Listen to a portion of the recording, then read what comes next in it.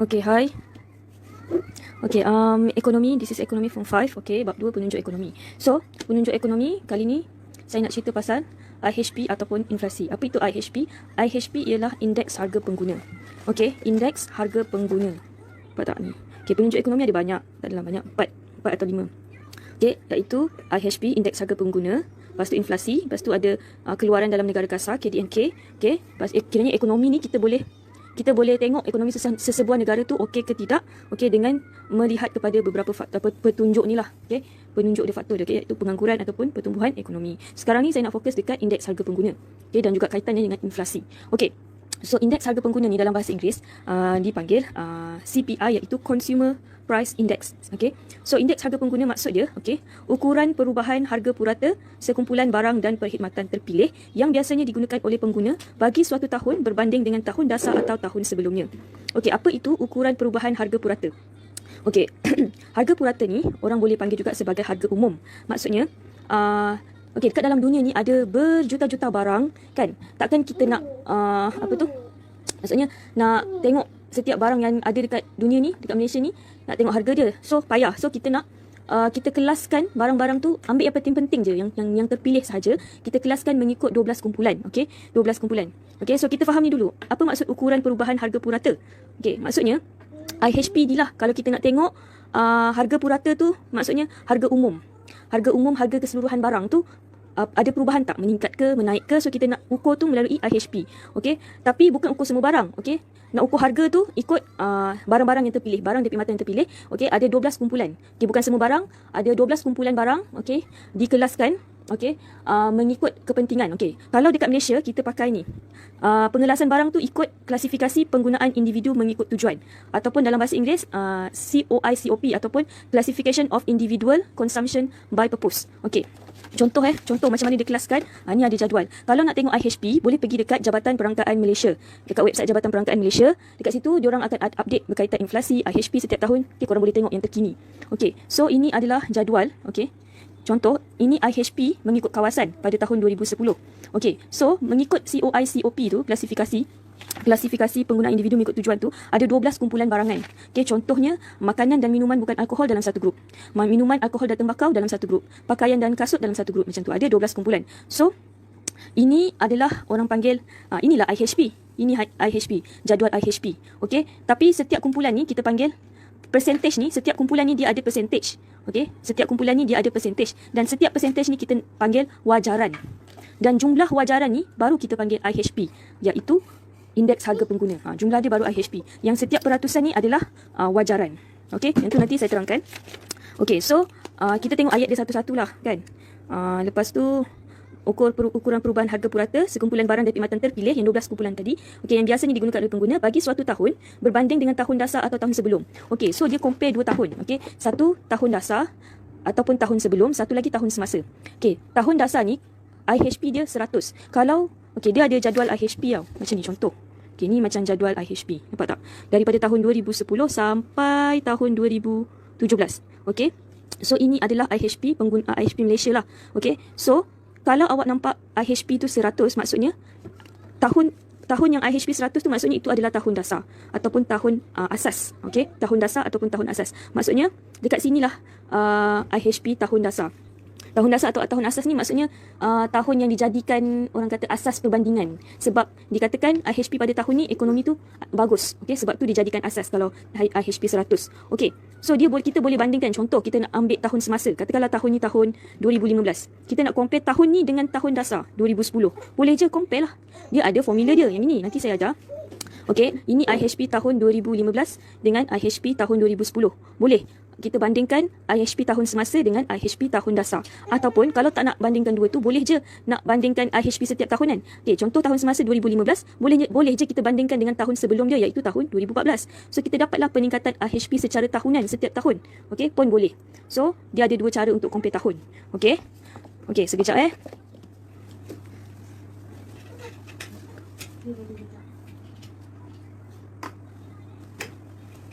Okey, lepas tu okey, IHP ni macam mana, apa gunanya IHP ni, kan? Okey, IHP ni kita gunakan untuk kita tentukan peratusan perubahan apa tu? Kejap. Okey, IHP ni kita gunakan untuk mengukur inflasi. Untuk kita tahu kadar inflasi tu berapa, inflasi pula. Sorry, inflasi. IHP ni kita gunakan untuk dapat tahu kadar inflasi tu berapa. Okey, inflasi ataupun kadar inflasi tu kita boleh anggap juga sebagai peratusan perubahan. Okey, peratus perubahan indeks harga pengguna. Okey, ataupun nama lain dia lah, peratus perubahan IHP. Peratus perubahan IHP ni sama juga macam, kiranya nama lain lah.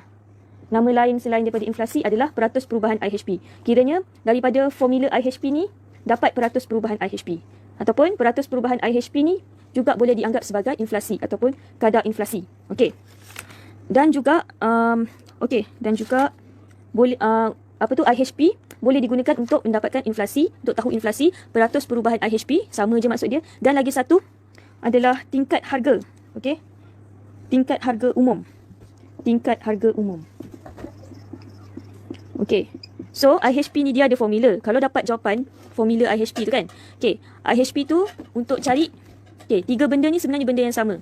Inflasi ataupun peratus perubahan IHP ataupun tingkat harga umum.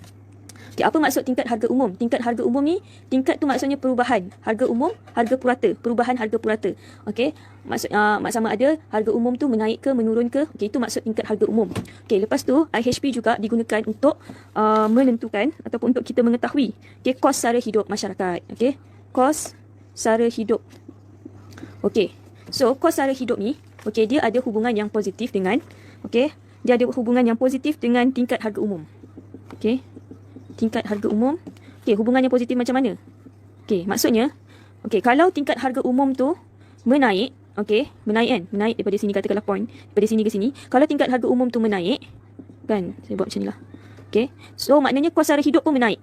Kalau tingkat harga umum menaik, kos sara hidup menaik. Kalau tingkat harga umum menurun, sebaliknya lah menurun, kos sara hidup pun menurun. Okey, sebab apa? Okey, kenapa? Apa yang menyebabkan kos sara hidup tu meningkat? Contoh kalau tingkat harga umum naik, kos sara hidup naik. Okey, apa yang menyebabkan kos sara hidup tu meningkat? Yang menyebabkan dia meningkat adalah nilai wang. Okey, nilai wang. Okey. Contoh macam ni, kalau gaji kita 3,000, kita hidup dekat KL, gaji 3,000. Kita dianggap miskin bandar. Tapi kalau kita duduk kampung, gaji kita 3,000, orang dah anggap kita orang kaya dah. Tak adalah kaya tapi senang lah, macam tu lah kan. Sebab apa? Sebab dekat bandar, especially KL lah, everything mahal, segala-galanya mahal. Okey, sebab susah nak dapat barang. Kalau dekat kampung, senang nak dapat. Okey, orang boleh bercucuk tanam, bertani. Okey, kalau dekat dengan pantai tu boleh menjala ikan menjala pula. Kalau dekat dengan pantai tu senang dekat dengan nelayan kan. So boleh beli ikan fresh direct. Okey. Arian please Arian. Okey, so kalau dekat kampung tu barang senang nak dapat and murah. Kalau kat bandar mahal. Itu maksud kos sara hidup. Kalau contoh 3,000, gaji 3,000 duduk kat bandar boleh beli barang sikit. Tapi kalau gaji 3,000 duduk kat kampung boleh beli barang banyak. Macam itulah. Kos lebih murah. Lepas tu kalau kat kampung sewa rumah murah, kalau dekat bandar sewa rumah mahal. Macam tu. Okey, itu maksud kos sara hidup. Okey, kos sara hidup ni meningkat. Okey, dia tengok nilai wang. Okey, so nilai wang kos sara hidup meningkat sebab nilai wang tu sendiri. Okey? Sebab nilai wang jatuh. Okey, nilai wang jatuh. Apa maksud nilai wang jatuh? Beza nilai wang dengan nilai mata wang. Nilai wang dengan nilai mata wang. Apa beza dia? Dia sama tapi tak serupa macam tu. Okey, nilai wang jatuh. Contoh macam ni Katakanlah kita ada duit RM100. RM100. Kita buat sini. Sekejap. Jangan kacau mama. Okey, katakanlah kita ada duit RM100, kita boleh beli 10 barang. Tapi, ni kalau kalau kita ada duit RM100, kita boleh beli 10 barang. Tapi kalau nilai wang jatuh, kan, dengan RM100 tu, kita boleh beli, katakanlah dia jatuh sikit 8 barang je. Ni kalau nilai wang jatuh. Maksudnya, nilai wang tu adalah kemampuan ataupun kuasa beli wang untuk beli barang dan perkhidmatan. Okay? So, kemampuan wang tu makin berkurang. Okay? Itu maksud nilai mata wang jatuh. Kalau dulu dengan 100 kita boleh beli 10 barang, tapi sekarang dengan RM100 kita hanya boleh beli 8 barang. Okay, itu nilai wang jatuh. Kalau nilai mata wang pula, nilai mata wang dia melibatkan currency. Okay, contohnya macam ringgit Malaysia dengan US dollar kan. Sekejap. Okay, contohnya ringgit Malaysia dengan US dollar. Okay, kalau orang US pergi Malaysia, kan, kalau orang US pergi Malaysia, diorang dapat beli barang banyak sebab barang kat sini murah daripada barang kat tempat dia. Bukanlah murah sebenarnya, currency kita lagi rendah daripada currency dia tinggi. So bila kita pergi sana kita jadi miskin. Tapi bila diorang pergi sini diorang jadi kaya. Gitulah. Okay, sebab currency, nilai mata wang. Kalau nilai mata wang ni tinggi ke naik ke, okay, ditentukan dekat forex. Okay, forex ni adalah macam urus niaga saham jugalah. Stand for foreign exchange market ataupun pasaran pertukaran, pasaran asing, pasaran nilai mata wang asing. Saya pun tak ingat lah. Kat sini lah forex ni lah. Okay, maksudnya kalau macam mana nak tentukan nilai mata wang tu naik, dia berdasarkan demand, berdasarkan permintaan. Kan, kalau permintaan mata wang tu tinggi, so nilai mata wang tu naik. Mata wang tu kurang, so nilai mata wang tu pun berkurang. Macam tu. Okay. So, saya dah cerita apa kaitan IHP dengan kos sara hidup apa semua ni. Kan, itu maksud IHP lah. Okay. So, saya cerita pula pasal wajaran. Sekejap kan.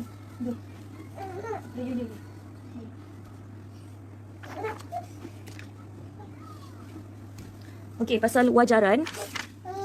Okay. Ini adalah jadual IHP. Okay, pada tahun 2010.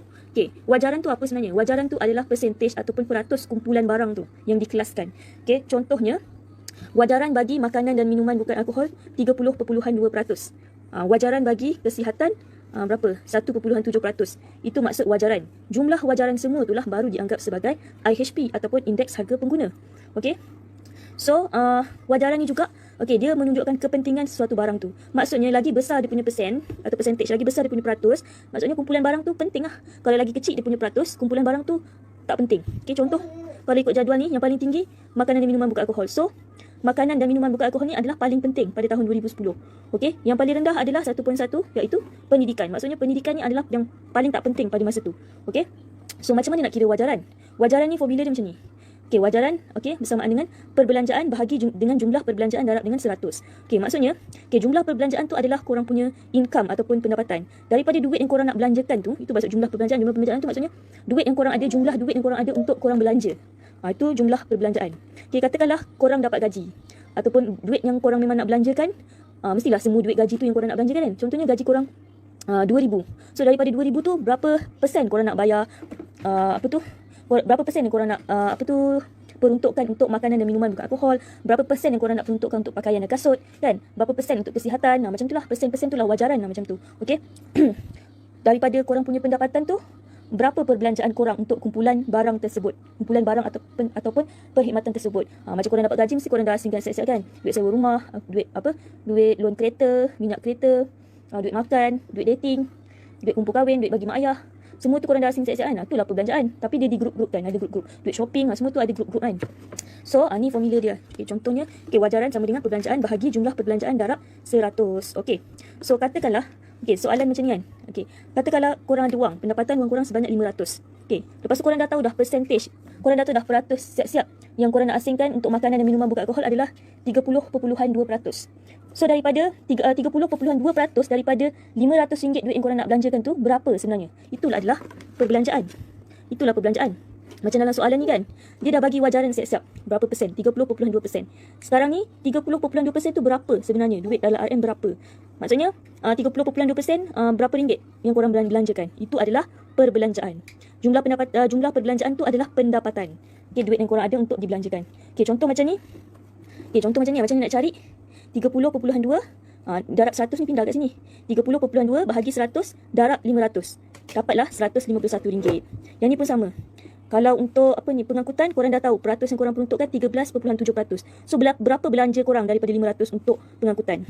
So, 13.7 bahagi 100 darab 500. Dapatlah perbelanjaan dia RM68.50. Itu maksud wajaran dan perbelanjaan macam ni nak cari kan. Okay, so tahun dasar atau tahun semasa ni saya dah ajar tadi. Okay, beza. Kita nak, macam mana kita nak compare, kita nak bandingkan IHP antara 2 tahun. Dia ada tahun dasar dengan tahun semasa. Tahun semasa tu adalah tahun yang korang nak compare. Yang tahun dasar ni adalah tahun asas. Kalau IHP dia 100, itu dipanggil tahun dasar. Okay, tapi korang boleh compare juga tahun semasa dengan tahun sebelum. Selain daripada tahun sebelum tu adalah selain daripada tahun dasar. Yang mana IHP dia lebih daripada 100 atau kurang daripada 100. Macam tu lah. Okay, so apa formula IHP? Okay, nak kira IHP tak ada formula. Tapi daripada IHP yang IHP ni kerajaan dah siap-siap bagilah. Okay, so nak kira IHP tak ada formula. Yang ada adalah, kan saya cakap tadi, IHP tu digunakan untuk apa? Untuk cari inflasi, atau nama lain dia peratus perubahan IHP ataupun tingkat harga umum. Okay, so formula dia adalah ni. Okey, kadar inflasi. Okey, nak cari kadar inflasi ataupun peratus perubahan IHP ataupun tingkat harga umum. Nah, semua tiga-tiga tu sama je maksudnya, nama je lain. Okey. So nak cari tu adalah okey, IHP 1 ni maksudnya IHP tahun semasa. Katakanlah korang nak compare, korang nak bandingkan 2 tahun. Okey, antara katakanlah IHP tahun dasar, IHP kosong ni adalah tahun dasar ataupun tahun sebelum. Okey. Sekejap. Okey, IHP tahun dasar ni, okey, IHP kosong ni maksudnya IHP tahun dasar ataupun tahun sebelum. IHP 1 ni adalah IHP tahun semasa. So formula ni nak dapat kadar inflasi IHP tahun semasa tolak IHP tahun dasar bahagi IHP tahun dasar darab dengan 100. Okey. So contohlah dia bagi kat sini. IHP tahun 2010 100, IHP tahun 2015 112.8. So dia nak compare tahun semasa dengan tahun dasar. Okey. Yang ini ikut je lah formula. Tahun semasa kan, tahun semasa tolak tahun dasar bahagi tahun dasar, IHP dia adalah 100. So kadar inflasi dia adalah 12.8%. So macam mana korang nak buat ayat? Macam mana korang nak simpulkan daripada jawapan dia ni, kadar inflasi 12.8%. Ini kadar inflasi tahun bila? Okay, sekejap. Aduh, hari ni kenapa yang kacau mama? Okay, kejap ni. Okay, contoh kan. Okay, macam ni. Turun. Cepat turun. Ya. Aduh, sekejap sekejap. Kom.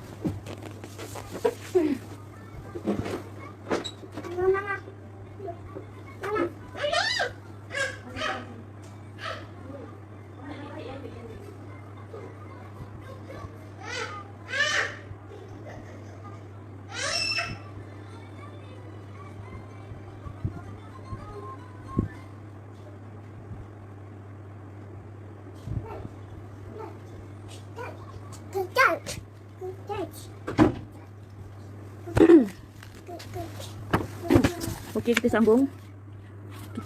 Sambung. Okey, so tadi dah dapat jawapan dia kan?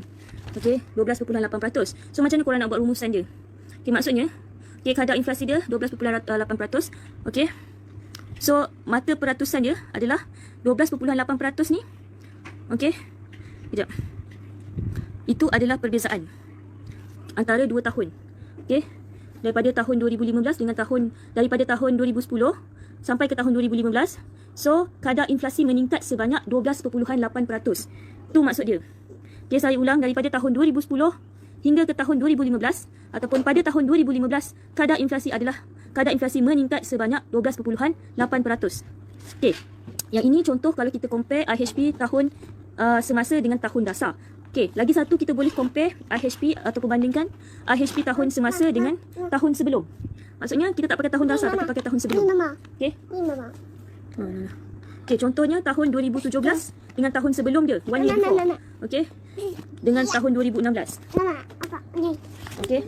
2017 dengan 2016. Kira perbezaan dia setahun je lah. Okay, IHP 2016 115.2. IHP 2017 119.2. So kadar inflasi dia ikut je formula yang ni kan. Okey. So kadar inflasi dia kita akan dapat 3.47%. Maksudnya kadar inflasi meningkat daripada 2016 ke 2017 sebanyak 3.47% ataupun kadar inflasi tahunan. Okey, kadar inflasi tahunan sebanyak 3.7%. Maksudnya dalam setahun tu kadar inflasi dia meningkat sebanyak 3.47% pada tahun 2017. Okey. So kalau kita nak bandingkan, dia ada 2 contohnya macam ni. Sekejap.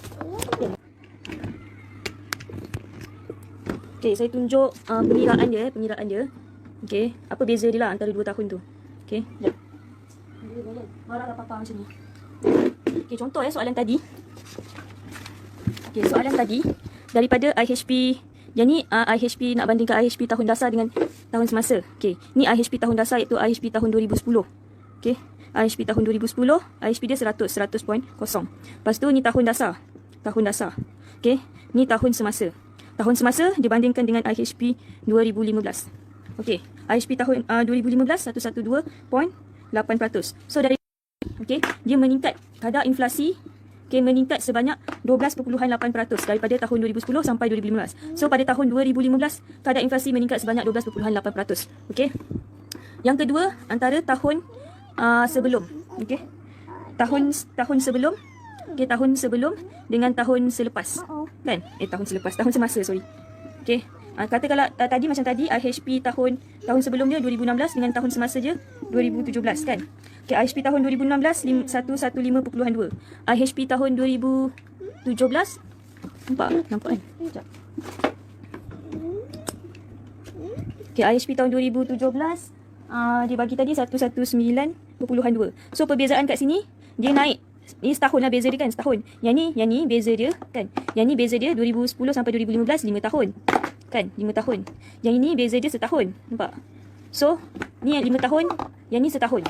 Dalam setahun beza dia antara 2016 hingga 2017, kadar inflasi dia adalah sebanyak, kalau ikut formula tu, okay, dia meningkat sebanyak 3.47% pada tahun 2017. Okay. So, dah tahu kan macam mana nak daripada kadar inflasi tu. Okay. So, macam mana kita nak kaitkan dengan tahun dasar. Okay, inflasi ni, kita kena tengok pada IHP tahun dasar. Okay, maksudnya inflasi semakin naik. Kalau tengok ni, kalau tengok jadual ni kan, IHP dia semakin meningkat. Maksudnya kadar inflasi juga meningkat dari tahun ke tahun.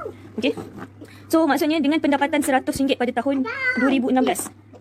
Okay, dengan pendapatan RM100 pada tahun 2016, okay, pengguna perlu tambahkan RM3.40. RM3.47, okay, untuk mendapatkan barang dan perkhidmatan yang sama. Okay, contoh kalau katakanlah saya nak cakap katakanlah tahun 2016, okay, tahun 2016 dengan duit 100, okay, katakanlah korang nak beli barang yang sama, barang yang sebiji sama. Katakanlah korang nak beli baju sekolah, kasut sekolah, beg sekolah, 3 benda ni. Dengan duit 100, korang boleh dapat 3 benda. Mungkin 2 pasang baju sekolah, 1 beg sekolah dengan 2 pasang kasut. Kiranya 2, 4 campur 3 jenis tapi 5 benda macam tu lah. Okay kan? So dengan pada tahun 2016 ni, korang boleh beli tutup. Korang boleh beli 5 benda tu. Okay, baju sekolah, beg sekolah dengan kasut sekolah. Okay, katakanlah korang nak beli benda yang sebiji sama pada tahun 2017 dengan duit RM100 yang korang ada. Korang expect, katakanlah tahun lepas korang nak beli semua benda tu, RM100 korang dapat kan. Bila tahun 2017, tahun depan, korang pergi kedai yang sama, korang nak beli barang yang sama, tiba-tiba RM100 korang tu tak cukup. Mama conteng juga muka korang. Nak conteng sangat muka? Nak ambil. Okay, ni kan. Katakanlah duit RM100 tu tahun 2016, korang boleh beli barang tu kan. Tapi tahun depan bila korang pergi kedai yang sama, korang nak beli barang yang sebiji sama, kuantiti dia pun sama, semua sama. Tiba-tiba cashier cakap, tak cukup ni dek, RM100, kena tambah lagi RM3.47. Tambah lagi RM3.47. Apa maksudnya? Maksudnya harga barang makin naik. Sebab tu kena tambah duit. So daripada, kalau tahun lepas, tahun 2016, korang boleh beli semua barang tu dengan harga RM100. Tapi pada tahun 2017, barang yang sama, sebiji sama, kuantiti yang sebiji sama, tapi korang kena tambah duit lagi RM3.47. Iaitu peratus inflasi bertambah 3.47%. So kena tambah lagi RM3.47. So total yang korang kena bayar adalah RM103.47. Nampak tak perbezaan dia? Korang kena tambah duit lagi. Sebab inflasi. Sebab kadar inflasi ni dia menyebabkan harga barang meningkat. So perbelanjaan korang pun meningkat. Faham Okay, lepas tu, okay, kalau nak tengok corak inflasi macam ni kan, Mak Datuk, macam ni lah anak. Okay, contoh yang ni adalah graf. Okay, graf. Ini adalah corak kadar inflasi di Malaysia. Okay, corak kadar inflasi nampak tak? Daripada tahun 2017 sampai tahun daripada tahun 2011 sampai 2017. Okay, dalam 6 tahun macam tu lah. Okay, so nampak tak daripada sini, ni 3.2 kadar inflasi, lepas tu turun, lepas tu naik sikit, naik lagi, lepas tu turun, lepas tu naik sikit, naik mendadak macam ni. Okay, tapi perasan tak semuanya positif positif lah kan, walaupun dia naik turun tapi dia positif. Itu maksud inflasi. Okay, kalau deflasi, inflasi tu walaupun inflasi tu maksudnya kadar peratus dia walaupun dia naik turun, dia still positif. Itu inflasi. Tapi kalau dia turun, contohlah daripada, katakanlah sini kan 1.65% pada tahun, tak nampak tahunnya, 2012 kan. Lepas tu tahun depan, okay, 2012 dia turun mendadak sampai negatif, jadi negatif. Katakanlah negatif 0.65. Kalau dia jadi negatif, dia bawah daripada kosong. Bawah daripada kosong negatif lah. Kalau negatif, itu bukan dianggap inflasi, tapi dia ada nama lain, iaitu deflasi.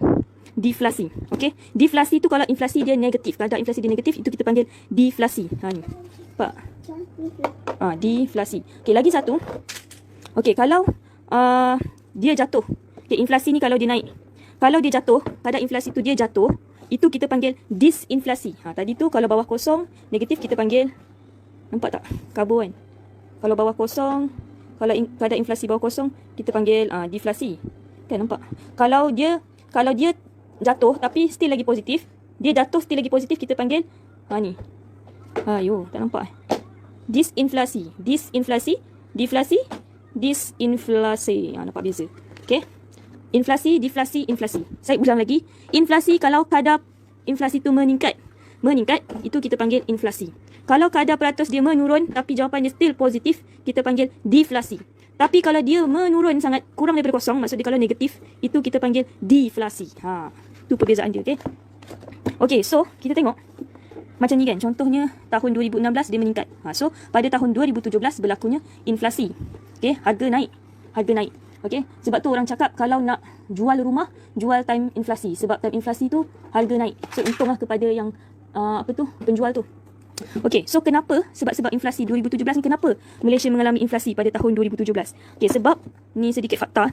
Sebab pada tahun 2017 tu, okey, kita punya pengangkutan macam bas, LRT, apa lagi, pengangkutan awam teksi, pengangkutan kereta, apa-apa pengangkutan, okey, berlakunya kenaikan dalam kumpulan pengangkutan sebab harga minyak naik. Okey, so pengangkutan ada kenaikan sebab alat pengangkutan tu ada kenaikan yang tersendiri. Okey, lepas tu kenaikan harga bahan api. Okey, so macam minyak naik, harga minyak naik, harga bahan api, harga bahan api pelincir, okey, naik. Okey, naik disebabkan harga minyak mentah global yang mengukuh. Maksudnya bila harga minyak mentah global ni satu dunia lah. Bila harga minyak mentah tu kukuh, stabil, menyebabkan harga minyak, harga bahan api dan pelincir juga naik. Okey, sebab itu inflasi berlaku pada tahun 2017. Dan juga berlakunya kenaikan dalam kumpulan makanan dan minuman bukan alkohol. Okey, macam daging, ikan, yang makanan minuman yang bukan memabukkan lah. Sebab apa? Harga makanan dan minuman bukan alkohol, astagfirullahalazim, naik. Okey, disebabkan kekangan bekalan dan permintaan yang tinggi masa musim perayaan dan cuti sekolah. Okey, so contohnya masa hari raya kan. Orang bandar semua balik kampung, so semua tak cukup. Daging habis, ayam habis. Lepas tu supplier pula tak cukup. Ayam pula tak cukup, ikan tak cukup. Sebab tu daging ayam naik. Okey, masa musim perayaan, cuti sekolah, orang berkumpul ramai kan, nak makan je. So sebab tu harga bahan mentah naik. Okey, lepas tu kenaikan harga dalam kumpulan perumahan, air, elektrik, gas, bahan api. Okey, so dalam kumpulan perumahan ni mungkin sewa rumah naik. Okey, sebab kalau kita beli rumah pun harga rumah naik kan. Lepas tu air pun naik, elektrik pun naik, gas, bahan api pun naik, semua naik disebabkan kenaikan sewa rumah. Okey, orang yang ada rumah, dia bagi sewa ke orang lain, dia kenakan bayaran yang tinggi. Dia kenakan sewa yang tinggi kepada penyewa. Sebab tu harga benda-benda lain pun efek juga naik. Okey, tu adalah sebab-sebab inflasi pada tahun 2017. Okey, so inflasi ni dia ada 3 jenis inflasi. Okey, iaitu inflasi yang pertama, ni nama dia, inflasi tarikan permintaan. Yang kedua, inflasi tolakan kos. Yang ketiga, inflasi diimport. Okey, apa maksud inflasi tarikan permintaan? Inflasi tarikan permintaan ni dalam bahasa Inggeris kita panggil demand full inflation. Okay, so inflasi tarikan permintaan ni, korang just ingat formula dia, demand is over than supply. Maksudnya demand tu permintaan, supply tu penawaran. Okay, permintaan tu terlampau banyak, terlampau tinggi daripada penawaran. Maksudnya contoh macam tadi lah, orang musim perayaan, orang duk balik kampung apa semua, nak beli daging, nak buat rendang, ayam apa semua, barang tak cukup. Penawaran tu adalah barang yang disupply. Maksudnya pengeluar yang keluarkan barang tu untuk kita, macam itulah. Okey, barang yang disupply tu, yang ditawarkan tu tak cukup untuk menampung permintaan pengguna. Macam tu. So permintaan tu terlebih-lebih menyebabkan penawaran kurang, menyebabkan bekalan kurang. Okey, so kalau dalam bahasa ekonomi, lebihan permintaan agregat. Okey, agregat maksudnya, agregat tu adalah bahasa ekonomi. Agregat tu sebenarnya maksud dia jumlah. Maksudnya jumlah permintaan tu lebih, tinggi macam tu. Okey, alamak. Okey, lepas tu apa lagi? Okey, apa lagi? Okey, so contohnya permintaan agregat tu sebab berada pada tingkat guna tenaga penuh. Okey, berada pada tingkat guna tenaga penuh. Okey, apa maksud tenaga penuh? Okey, tenaga penuh tu tenaga penuh tu maksudnya macam, okey, tahu tak faktor pengeluaran? Faktor pengeluaran ni ada buruh, ada tanah, modal usahawan, tu semua lah. Okey, faktor pengeluaran tu maksudnya guna tenaga penuh, maksudnya negara menggunakan semua faktor pengeluaran yang ada. Okey, contoh kita beli barang dapur. So kita gunakan semua barang dapur yang kita ada. Kita tak membazir. Beras, kalau kita beli beras 10 kilo untuk sebulan, cukup-cukup untuk sebulan beras 10 kilo tu. Kita tak ada nak beli lagi sebab tak cukup. Maksudnya tingkat penuh ni. Maksudnya kita menggunakan kita menggunakan faktor pengeluaran yang sedia ada. Kita cukup. Okey, so guna tenaga penuh, okey, maksudnya dia ada 3P. masa tu pendapatan kita okey, bagus, pendapatan rakyat Malaysia bagus. Okey, P yang kedua adalah pengangguran. Okey, guna tenaga penuh ni maksudnya kadar pengangguran tu kurang daripada 4%. Bila kadar pengangguran kurang daripada 4%, maksudnya tak ramai yang menganggur. So bila tak ramai menganggur, maksudnya kita berada pada tingkat hampir guna tenaga penuh. Okey. Lepas tu pengeluaran lah. Macam saya cakap tadi, kita menggunakan faktor pengeluaran yang sedia ada. Cukup. Okey. Okey, itu maksud guna tenaga penuh. Okey. Inflasi tarikan permintaan, okey, penawaran agregat ataupun jumlah permintaan terhadap barang dan perkhidmatan melebihi jumlah penawaran ataupun penawaran agregat. Okey, jumlah penawaran. Okey. So pada masa tu inflasi tarikan permintaan ni wujud bila kita berada pada tingkat guna tenaga penuh atau hampir guna tenaga penuh. Okey. So sebab apa? Sebab bila pendapatan kita dah okey, kita ada income, kita kurang menganggur. Lepas tu kita cukup guna semua pengeluaran negara yang ada. Okey. So bila maksudnya ekonomi kita bagus tau. So bila kita pendapatan bagus apa semua tu, kita ada duit nak beli. Bila kita ada duit nak beli, kita boleh beli banyak barang. Kita terlebih-lebih beli. So bila kita terlebih-lebih beli, barang yang ada untuk kita beli tu tak cukup. Macam tu. Okay, penawaran barang tu kurang, permintaan tinggi. Ataupun apa maksudnya yang kita minta tu lebih daripada apa yang ada kat kedai macam tu. Tak cukup, barang tak cukup. Okay. So pada tingkat guna tenaga penuh, okay, input pengeluaran tu maksimum. Maksudnya Contohnya kilang tu dah keluarkan barang dia, dah jual barang dia semaksimum. Habis dah stok semua dia jual. Sebab permintaan terlalu banyak. So bila pengeluaran maksimum, okey. So ekonomi suka menambahkan pengeluaran barang dan perkhidmatan. Okey. Menyebabkan itu yang harga barang naik tu sebab barang tak cukup untuk supply. Okey.